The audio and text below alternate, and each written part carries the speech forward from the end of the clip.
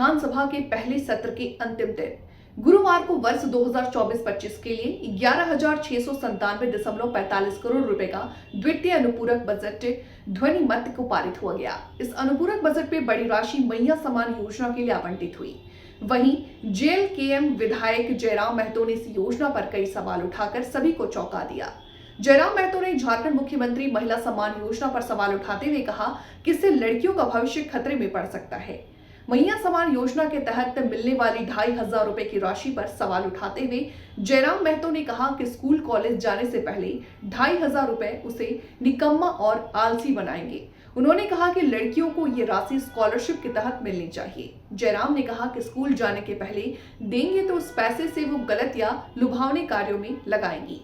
झारखंड लोकतांत्रिक क्रांतिकारी मोर्चा के विधायक जयराम महतो ने कहा कि विधायकों को बस से विधानसभा आना चाहिए, ट्रेन से अपने क्षेत्र से रांची आना चाहिए और अपने बच्चों को सरकारी स्कूल में पढ़ाना चाहिए। इतना ही नहीं, जयराम ने टीएडीए खत्म करने की भी मांग की।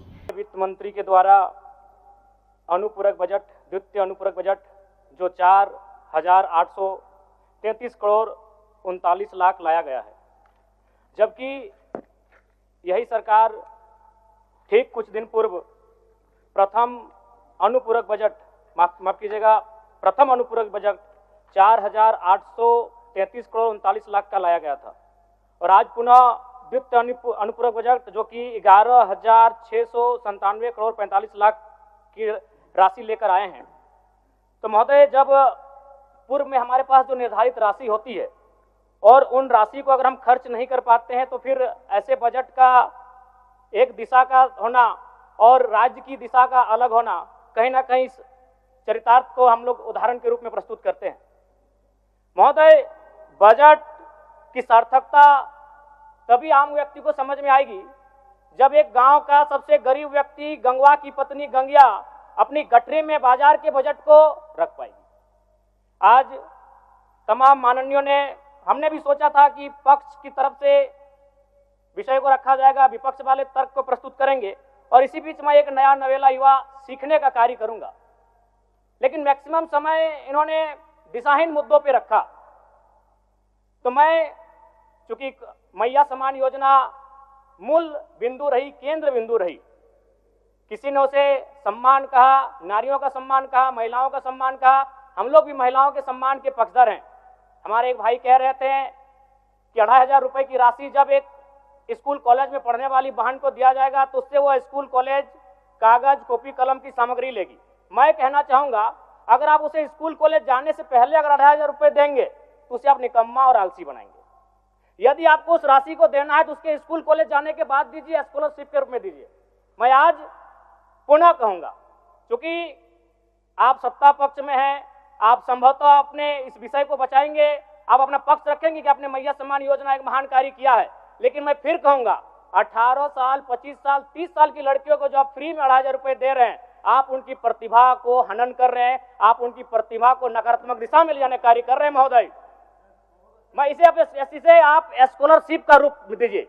आपको 2,500 रुपए देना है, स्कूल से पहले देंगे ना। मैं कह रहा हूं, मेरी भी सैकड़ों बहनें हैं गांव में, अगर आप स्कूल जाने से पहले 2,500 रुपए उनके हाथ में देंगे, उस पैसे को वह गलत कार्यों में, गलत नहीं कहेंगे, कुछ ऐसे कार्यों में खर्च करेंगी जो लुभावनी हो। स्कूल जाने के बाद, अटेंडेंस के बाद अगर आप देंगे स्कॉलरशिप के रूप में तो वो बहन स्कूल तक जाएगी।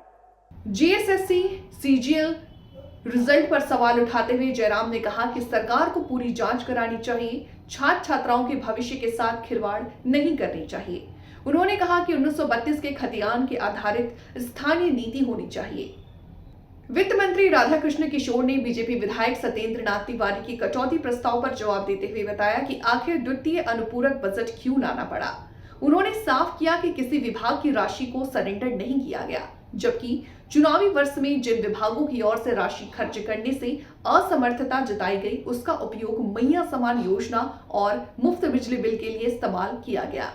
विपक्षी विधायकों के बहिष्कार के बीच अनुपूरक बजट के साथ ही तत्व संबंधी विनियोग विधेयक को भी मंजूरी दे दी गई।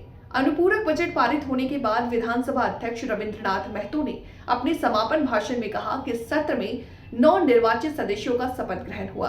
इसके अलावा राज्यपाल का अभिभाषण और अनुपूरक बजट पर वाद विवाद के बाद इसे मंजूरी दी गई।